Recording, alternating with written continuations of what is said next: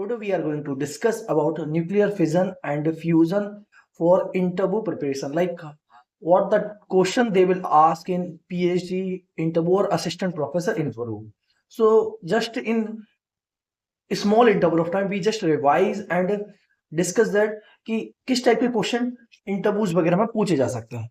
So shall we start this lecture? In this lecture, we are going to discuss about nuclear fission and nuclear fusion, right? सो सबसे पहले nuclear fission क्या होता है. Nuclear fission एक nuclear fission एक एक nuclear process है जिसमें हैवी न्यूक्लियस जिसका मास ग्रेटर देन 200 है, दो या दो से ज्यादा लाइटर न्यूक्लियर में स्प्लिट हो जाते हैं. मतलब जैसे सपोज करो एक बिगर न्यूक्लियर है, वो स्मॉलर न्यूक्लियर में ब्रेक हो जाते हैं. इस प्रोसेस में लार्ज अमाउंट ऑफ एनर्जी निकलती है, साथ में न्यूट्रॉन निकलते हैं, दो फ्रेगमेंट्स निकलते हैं, साथ में हमारे पास एनर्जी निकलती है, प्लस न्यूट्रॉन निकलते हैं, प्लस गामा रेडिएशन निकलती है, राइट. सो इसमें एक बार और फिर से पढ़ते हैं. न्यूक्लियर फिजन एक न्यूक्लियर प्रोसेस है जिसमें हैवी न्यूक्लियस दो या दो से ज्यादा लाइटर न्यूक्लियर में स्प्लिट हो जाते हैं, और इसी प्रोसेस में हम large amount of energy, neutrons और गामा रेडिएशन रिलीज होती है. इसी को हम न्यूक्लियर फिजन कहते हैं. अब जनरल इक्वेशन इसके लिए क्या है, देखो ZX1 is equal to Z1 by A1 plus Z2 by ZA2. ये तो हमारे दो एलिमेंट्स आए, फिर साथ में एक न्यूट्रॉन गामा न्यूट्रॉन, एक न्यूट्रॉन निकला प्लस एनर्जी निकली. X is a parent nucleus, Y and Z are neutron daughter nuclei emitted neutrons and release a large amount of energy. और ये energy generally 200 mega electron volt की होती है, right. अब आगे चलते हम. अब इसमें एग्जांपल ऑफ न्यूक्लियर फिजन जो कि फेमस हमें पता है कि यूरेनियम है, जिसमें हम यूरेनियम 235 है, उसमें हम स्लो न्यूट्रॉन को जब उसकी तरफ भेजते हैं तो एक बेरियम बनता है और साथ ही एक क्रिप्टॉन बनता है, साथ में 3 neutron plus 200 mega electron volt energy release होती है. अब इसमें सबसे इंपॉर्टेंट पॉइंट क्या है, दो मीडियम मास न्यूक्लियाई निकलते हैं, साथ में 2 से 3 न्यूट्रॉन एमिटेड होते हैं, और साथ साथ very large amount of energy release होती है. सॉरी. अब इसमें मैं एक जनरली पूछा जाता है कि इसमें एनर्जी रिलीज क्यों होती है फिजन में. तो इसका हम आंसर कैसे करेंगे कि एनर्जी रिलीज का रीजन है कि बाइंडिंग एनर्जी पर न्यूक्लियन को इंक्रीज कराना.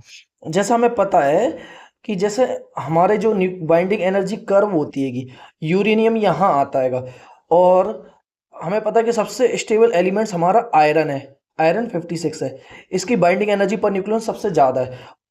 तो हर एलिमेंट चाहता है कि वो मीडियम न्यूक्लियर में medium binding energy per nucleon मतलब 56 आयरन की तरफ अप्रोच करे, जिससे बाइंडिंग एनर्जी पर न्यूक्लियन उसकी इंक्रीज हो जाए, राइट. सो हैवी न्यूक्लियस का binding energy per nucleon relatively यहां लो होता है, जहां बाइंडिंग एनर्जी पर न्यूक्लियन लो होता है, और बाइंडिंग एनर्जी पर न्यूक्लियन यहां मैक्सिमम होता है. तो हर एलिमेंट चाहता है कि बाइंडिंग एनर्जी पर न्यूक्लियन उसका मैक्सिमम हो. तो इसी कोशिश के लिए ये हैवी एलिमेंट्स टूट के लोअर एलिमेंट्स में जाता है कि वो उन जिससे stable binding energy per nucleon उनका मैक्सिमम हो सके. हैवी न्यूक्लियर का binding energy per nucleon relatively low होता है, और मीडियम न्यूक्लियर का जैसे आयरन 56 बाइंडिंग एनर्जी मैक्सिमम होता है. So therefore splitting leads to, मतलब इससे क्या होता है, दो एलिमेंट्स टूटते हैं जिससे एनर्जी रिलीज होती है, राइट. अब इसमें भी न्यूक्लियर फिजन दो टाइप के होते हैं. दो टाइप के कौन से, एक स्पॉन्टेनियस फिजन और एक इंड्यूस फिजन, राइट. हम एक एक करके इन दोनों के बारे में स्टडी करेंगे कि स्पॉन्टेनियस फिजन क्या होता है और इंड्यूस फिजन क्या होता है. स्पॉन्टेनियस फिजन जब कोई हैवी न्यूक्लियर, जैसे मैं पहले समझा देता हूं, जैसे ये कोई हैवी न्यूक्लियर है, ये ऑटोमेटिकली ब्रेक हो जाए टू एलिमेंट्स में, जिसमें न्यूट्रॉन रिलीज करे प्लस हाई एनर्जी रिलीज करे, तो ये स्पॉन्टेनियस एमिशन हो जाएगा.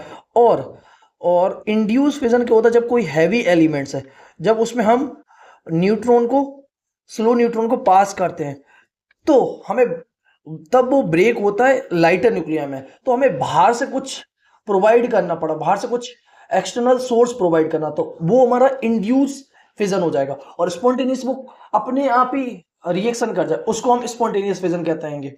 अब इनके बारे में बेसिक डेफिनेशन पढ़ते हैं कि जब कोई हैवी न्यूक्लियस बिना एक्सटर्नल पार्टिकल के खुद ही स्प्लिट हो जाता है, तो उस प्रोसेस को स्पॉन्टेनियस फिजन कहते हैं, राइट। तो इसका जनरल इक्वेशन क्या हो जाएगा, जेड एक्स ए, तो ये खुद ही टूटेगा, तो इसमें फ्रेगमेंट्स रिलीज होंगे प्लस न्यूट्रॉन रिलीज होगा प्लस एनर्जी रिलीज होगी। जैसे हमें पता है, इसका फेमस एग्जांपल है 252 CF, जो खुद ही ब्रेक होता है, जिसमें फ्रेगमेंट्स निकलते प्लस 3 न्यूट्रॉन निकलते हैं। इसका मेन रीजन, क्योंकि हमें मेन रीजन हैवी न्यूक्लियस में कूलम्ब रिपल्सन बहुत ज्यादा होता है और सरफेस बाइंडिंग एनर्जी कम होती है। तो कूलम्ब रिपल्सन अगर डोमिनेट कर जाए सरफेस बाइंडिंग एनर्जी से, तो वो अपने आप ही ब्रेक हो जाएगा, राइट। तो इसलिए स्पॉन्टेनियस फिजन होता है। और दूसरा होता है, और इसका एक पैरामीटर और कहते हैं जिसको हम आइडेंटिफाई कर सकते हैं कौन सा एलिमेंट स्पॉन्टेनियस फिजन करेगा और कौन सा एलिमेंट इंड्यूस फिजन करेगा, जिसको हमने डिफाइन कर रखा है फिजनेबिलिटी पैरामीटर, जिसको हमने लिक्विड ड्रॉप मॉडल के हेल्प से डिफाइन कर रखा है, जिसमें हमने देखा कि Z² बाय A अगर हमारा Z² bye A greater than 45 है, तो न्यूक्लियस स्पॉन्टेनियस फिजन करने के लिए, अगर Z² bye A greater than 45 है तो स्पॉन्टेनियस फिजन होगा, और अगर Z² bye A less than 45 है तो हमारा स्पॉन्टेनियस फिजन नहीं होगा। फिर हमें एक्सटर्नली कुछ प्रोवाइड करना पड़ेगा फिजन प्रोसेस कराने के लिए, राइट। तो ये इसको फिजनेबिलिटी पैरामीटर कह सकते हैं। ये इंटरव्यूज वगैरह में भी पूछ सकते हैं कि फिजनेबिलिटी पैरामीटर क्या होता है, Z² is greater than 45। Induce fission जब कोई मैंने पहले बताया ना, जब कोई external particle usually neutrons nucleus को हिट करता है और न्यूक्लियस स्प्लिट हो जाता है। जब कोई external particle usually neutrons nucleus को स्प्लिट करता है, न्यूक्लियस को हिट करता है और न्यूक्लियस स्प्लिट हो जाता है, उसी को इंड्यूस फिजन कहते हैं। मतलब जैसे कोई एक्सटर्नल पार्ट, जब जैसे हमारा कोई ये न्यूक्लियस है, जब कोई एक्सटर्नल पार्टिकल जैसे हमने न्यूट्रॉन लिया, जब इसको स्लोली न्यूट्रॉन हिट करेगा तब ये प्रोसेस कंटिन्यू होगी। मीन्स ये हैवी न्यूक्लियस ब्रेक हो जाएगा स्मॉल स्मॉल न्यूक्लियस में, प्लस न्यूट्रॉन निकलेंगे plus high amount of energy निकलेगी। इसको हम इंड्यूस फिजन कहते हैं। जैसे हमने पता है कि यूरेनियम 235 है, इस पर हम स्लो न्यूट्रॉन को सेंड करते हैं, जिससे यूरेनियम 236 हो जाता है और ये एक्साइटेड हो जाता है। जब यूरेनियम 236 एक्साइटेड हो जाता है, फिर उसके बाद फ्रेगमेंट्स में रिलीज होता है प्लस न्यूट्रॉन्स। फ्रेगमेंट्स मीन्स दो फ्रेगमेंट्स में रिलीज होगा प्लस न्यूट्रॉन निकलेगा, जिसमें एक बेरियम होगा एक क्रिप्टॉन होगा। दो barium plus krypton plus neutron plus energy, और energy nearly 200 mega electron volt की रिलीज होगी। अब इसमें एक क्वेश्चन और जो जनरली पूछते हैं इंटरव्यूज वगैरह में, कि न्यूट्रॉन ही क्यों रिलीज हुआ। इसमें एक जनरली जो क्वेश्चन बनता है ना, कि न्यूट्रॉन ही हम जैसे इंड्यूस फिजन करा रहे हैं तो हम न्यूट्रॉन को ही क्यों यूज कर रहे हैं। तो इसका हम मेन जो रीजन देते हैं कि न्यूट्रॉन चार्जलेस पार्टिकल है, तो उसमें कोई कूलम्बिक रिपल्सन नहीं होगा और इजिली पेनिट्रेट द न्यूक्लियस और easily absorbed by the nucleus. एक तो ये न्यूक्लियस को इजिली पेनिट्रेट कर देता है और साथ में ये न्यूक्लियस इसको इजिली एब्जॉर्ब भी कर लेता है, राइट। अब इसके बाद एक चेन रिएक्शन एक ये इंपॉर्टेंट पैरामीटर, इसको और समझ लेते हैं। चेन रिएक्शन में क्या होता है, बेसिकली फिजन में जब जो न्यूट्रॉन्स निकल, जैसे क्या होता है कि जैसे ये हमारा कोई हैवी पार्टिकल है और साथ में हमने यूरेनियम स्लो न्यूट्रॉन को इसके अंदर भेजा, राइट। तो ये स्मॉल स्मॉल पार्टिकल में ब्रेक हो जाएंगे, प्लस 3 न्यूट्रॉन प्लस एनर्जी निकलेगी। तो ये 3 न्यूट्रॉन फिर से किसी यूरेनियम न्यूक्लियस को हिट करेंगे, फिर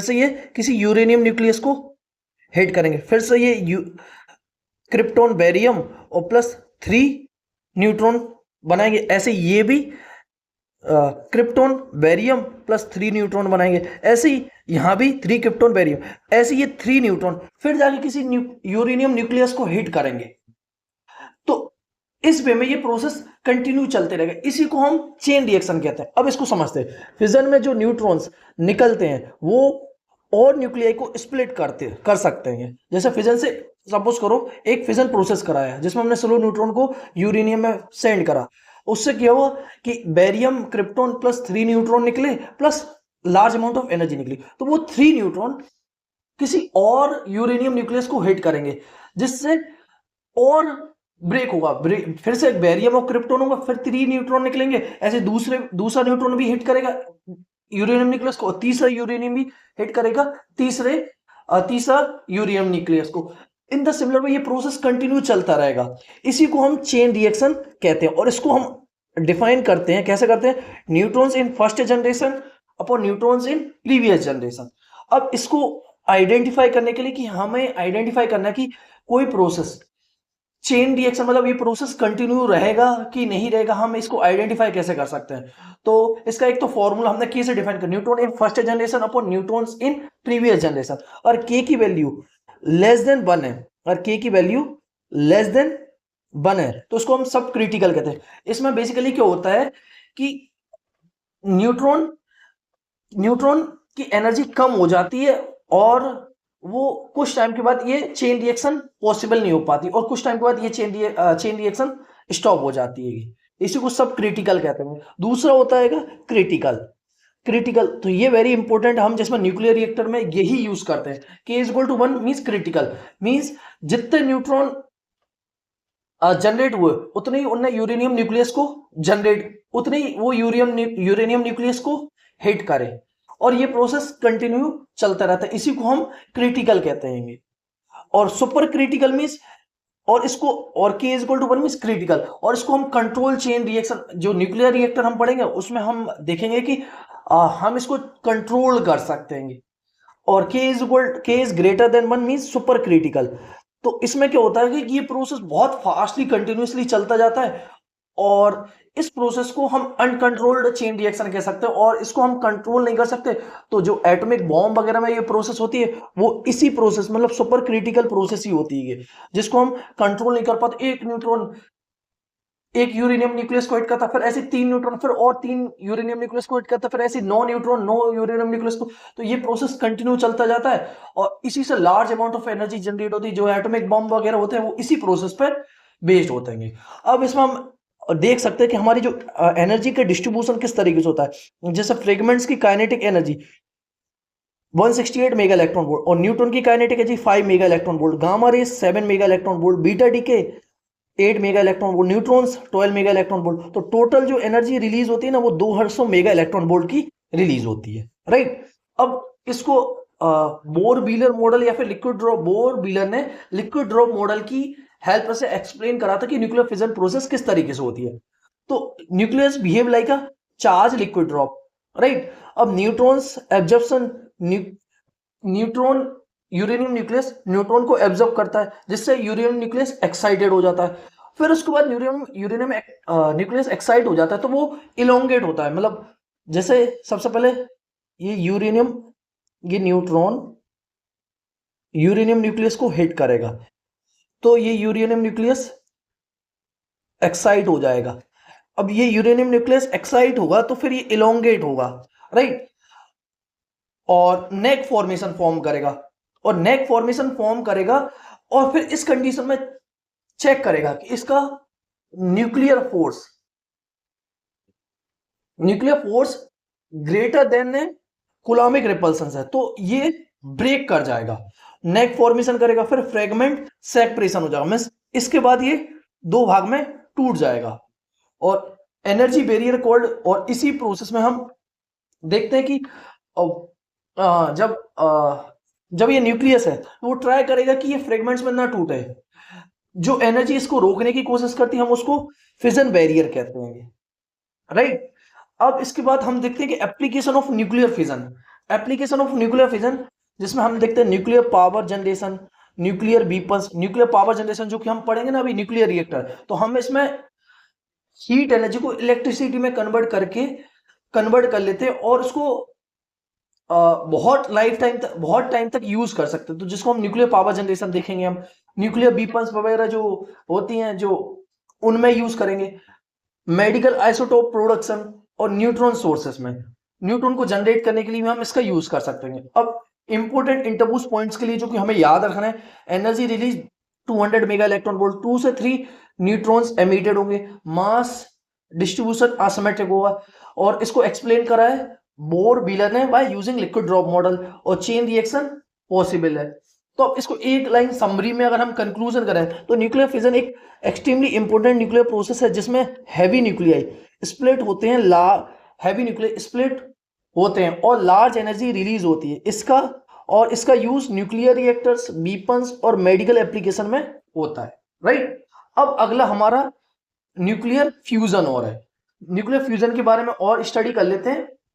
बेसिकली न्यूक्लियर फ्यूजन क्या होता है, राइट, और न्यूक्लियर फ्यूजन और देखते हैं। न्यूक्लियर फ्यूजन हमने पढ़ा कि जिसमें एक हैवी न्यूक्लियस स्प्लिट होता है स्मॉल फ्रेगमेंट्स में। ऐसे इसमें क्या होता है, इसमें स्मॉल फ्रेगमेंट्स कंबाइन होकर एक हैवी न्यूक्लियस बनाते हैं। तो स्मॉल फ्रेगमेंट्स में बाइंडिंग एनर्जी पर न्यूक्लियन कम होती है, तो दो स्मॉल फ्रेगमेंट्स कंबाइन होके बाइंडिंग एनर्जी पर न्यूक्लियन बढ़ाने की कोशिश करते हैं, Fe56 की तरफ जाने की कोशिश करते हैं, जिससे उनकी binding energy per nucleon increase हो जाए और जिससे वो स्टेबल हो जाए। अब हम समझते हैं कि न्यूक्लियर फ्यूजन में क्या होता है, स्मॉल न्यूक्लियाई कंबाइन होकर एक बिगर न्यूक्लियाई बनाते हैं, right. So nuclear fusion is the process in which two light nuclei combine to form a heavier nucleus with the release of large amount of energy, Z1 x A1 plus Z2 by A2 then form Z3 ZA3 plus energy। अब इसका example देखो, एक तो deuterium और ट्राइटेरियम, ये दोनों combine होकर helium nucleus निकालते हैं, हीलियम न्यूक्लियस बनते हैं plus neutron plus energy release होती है 17.6 मेगा इलेक्ट्रॉन वोल्ट। तो इसमें क्या होता है, एक ड्यूटेरियम प्लस ट्राइटेरियम फ्यूजन करते हैं जिससे लार्ज एनर्जी रिलीज होती है और मोस्ट एफिशिएंट फ्यूजन रिएक्शन होती है, राइट। अब इसमें binding energy explanation, energy release in fusion is due to increase in binding energy. अब इसमें बता रहा है कि एनर्जी सोर्स का है, तो हम इसमें देखते हैं कि जब दो न्यूक्लियाई कंबाइन होके हैवी न्यूक्लियाई बनते हैं तो उनकी कोशिश होती है कि binding energy per nucleon increase हो जाए। सो इसमें जो एनर्जी रिलीज होती है ड्यू टू वो एनर्जी रिलीज, क्योंकि हमारी binding energy per nucleon increase हो रही है, energy release in fusion due to increase in binding energy per nucleon. और इसका फॉर्मूला क्या है, delta is equal to binding energy product minus binding energy of nuclei.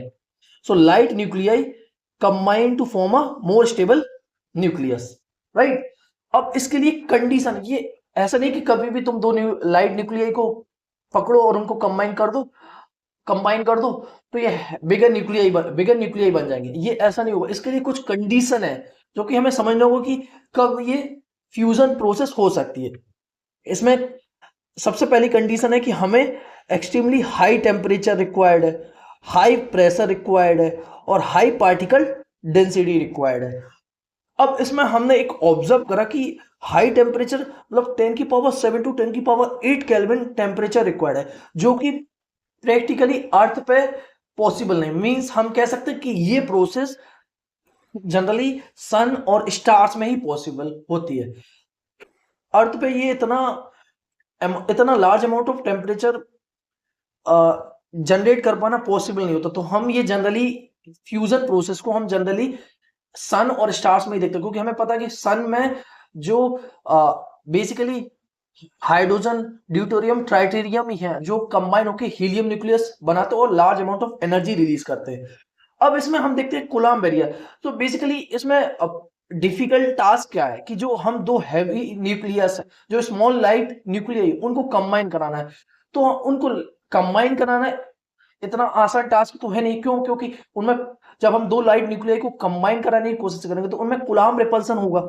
जैसे हम दो लाइट न्यूक्लियाई को अगर कंबाइन कराने की कोशिश करें तो उनके ये प्रोटॉन और रिपल्सन करेंगे तो वो कोशिश two positively charge nuclei repel each other, जो कि हमें पता है कूलम्ब इलेक्ट्रोस्टैटिक रिपल्सन फोर्स। हम कह सकते हैं कि दो लाइट न्यूक्लियाई एक दूसरे को रिपेल करेंगे, वो कोशिश करेंगे दो लाइट न्यूक्लियाई कंबाइन ना हो। तो इस प्रोसेस को हम कैसे कराते हैं? Fusion occurs when light nuclei overcome coulomb. अब ये प्रोसेस तभी पॉसिबल होगा कि जब ये कूलम्ब बैरियर को क्रॉस कर जाए और न्यूक्लियर फोर्स ग्रेटर हो जाए कूलम्ब बैरियर से, राइट।